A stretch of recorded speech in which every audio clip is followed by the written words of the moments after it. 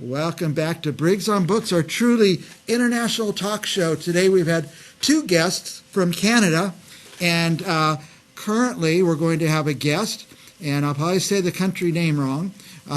Tasmania, Deborah Thomson. She's an author and an advocate.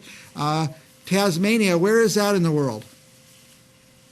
That's in Australia, right at the bottom. At the bottom. It's a little island below the mainland. Is New Zealand around there too?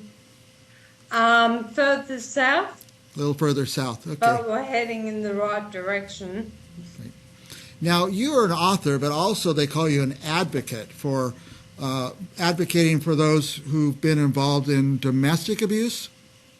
Yes, yes. And by the way, I'm just, as we're talking here, I'm going to pop up the cover of the book. Whose life is it anyway? Leaving Violent. Tell me the full title. I can't see that far anymore.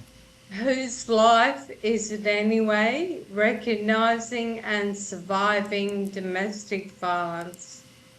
Yes. And tell me your background. What brought you to write this book? After I'd left the abuser, I met my current partner, who I've been together with for 12 years. I was telling him a little of my background, and he suggested I write a book because books on domestic violence, particularly in Australia, are quite unique. So I decided from there to write my first book, and in the course of writing, I became a trained advocate as well. That's great. It's. I'm glad you did that. I'm glad you shared the story. I'm sure there's many, many people out there who went through situations like this, and there's no roadmap to what to do or how to handle or how to overcome that. Who do you hope will read this book? Well, what I'm hoping to achieve, the book's objective is to drive home how imperative it is to leave an abuser early into the relationship before the damage from exposure to violence becomes so problematic it takes years of counselling to recover from. And I think understanding the dynamics of domestic violence will give hope to those currently experiencing such abuse, and motivate them to leave earlier. And this is really crucial where children are involved as well in the relationship. The earlier you leave, the better. The earlier the better. Yeah, I think that, as I always say, usually people go through this once and there's no roadmap, they don't know their way through it, and somebody who's been through it can give them some advice through your book. Very much so, and that brings me to a very important point. So many victims are asked, why did you stay if it was so bad? And my book does try and explain why I stayed, and this relates to many victims. But for one thing, while I stayed, I was unaware of the domestic violence. I didn't call it abuse myself. That wasn't talked about in the family. I didn't understand the cycle of domestic violence, the crucial warning signs. So I stayed with an extremely violent man, and I'm still recovering from the mental trauma, the mental damage from being exposed to abuse for almost 18 years. And I think what's really important to understand is my capacity for self-deception contributed to the length of time I lived with the abuser, and this coupled with his ability to condition and control my thoughts enslaved me. That's the only word I can use. Enslaved. And this is what happens to victims. So I'm hoping reading my book will help others to understand why they're staying and what to look for. I'm thinking that I'm going to get a copy of the book. I'm going to order 5 copies because I'm going to give them away to people who should, read this. I think a lot of people need to learn that they're not the only ones, and this isn't normal. This is a not normal activity that they're going through. No, it really isn't. And an abuser will normalise that. And the abused family, they will normalise the abuse and excuse the abuser. And talking about giving away books, thank you. Yeah. When I had the launch of the first book, the previous Tasmanian governor and her husband attended. They bought 30 books themselves and had them distributed around Tasmania, where they're now being used as educational resources for counsellors and students in domestic violence services. Yeah, that is wonderful. I'm glad they did that. Maybe in Tasmania or Australia, it's not talked about it as much as it is here. It's really a topic here. Tell me what it's like over there. In Australia, it's currently on the Australian public's lips. It's being talked about, but there's less written material available. Yeah. And my book, it's written partly as a narrative, but primarily diary entries from 1985 to when I left in 2003. And this combination is quite unique in a book.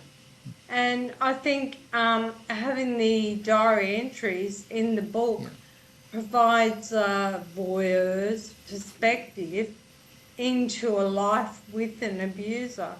And that in particular has really helped readers. Just reading my day-to-day experiences. Yeah, maybe. And then I analyse, interspersed with the diary entries. That's a fascinating way to write it. That's a fascinating approach. Yeah, and it's really driving home the message. I think I keep saying I'm going to get books and give them away. I think I'll give this book to any of my nieces when they get married. I'm going to give them this book to read before. Because would you say some people don't really realize they're being abused? Certainly, and I speak to secondary school students, young adults in particular, who are just embarking on their first relationship. And they really don't know about the subtle forms of abuse, coercive control, and the jealousy and isolation that will occur in an abusive relationship. So the book's really important for them in particular, but it's important for any adult because obviously we're not going into a relationship believing it's going to be abusive. Right. And then when you're in the middle of it, it's very difficult to know exactly what's happening because the abuser trains, I guess, the victim to believe it's their fault and it's their responsibility to fix any problems. Which is the complete opposite. It's never your fault, nor your responsibility. Well, I could talk to you all day, Deborah, because this is an important subject. I'm going to pop up here another book cover. Is this your book, Tasmanian Voices? Yes, that's the third book, and that's being used in tertiary institutions as well. And where can these books be purchased? Anywhere online, Booktopia, eBay, Amazon, and the first and third book are also available in Kindle. Kindle. Oh, that's you read it on a little tablet or something? Yeah, I've not yeah, tried that yet. I think I'm going to try because I have so much trouble seeing the words now in books. I guess I'm getting old or yes. something, and I think maybe Well, Kindle. with Kindle, you can increase the font size. Wow. So, And the brightness, I would imagine. So that sounds good. yeah, Uh, yeah. Deborah, we have a minute left. What do you want to tell our viewers? Anything else you want them to know? I just think, really, personal accounts of family violence, like mine, are really powerful tools to develop understanding and to bring about changes in attitudes and responses by both the victim and society itself. Because society does tend to blame the victim rather than focus on the abuser. And I'm hoping to turn that around by um, showing how an abuser Yeah. works in a relationship. Well, thank you for being so brave, and thank you for telling your story and providing a Thank path for you. others. For providing a path for others. Let's just leave it at that. Thank you so much, Deborah Thomson, and we'll be back with more Briggs on Books right after this.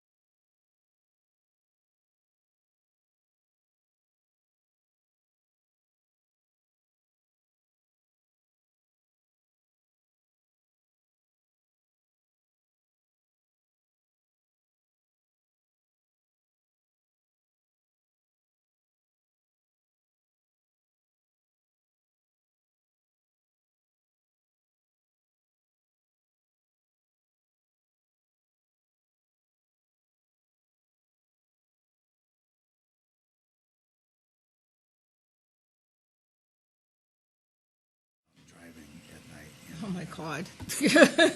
That's scary. Mixing.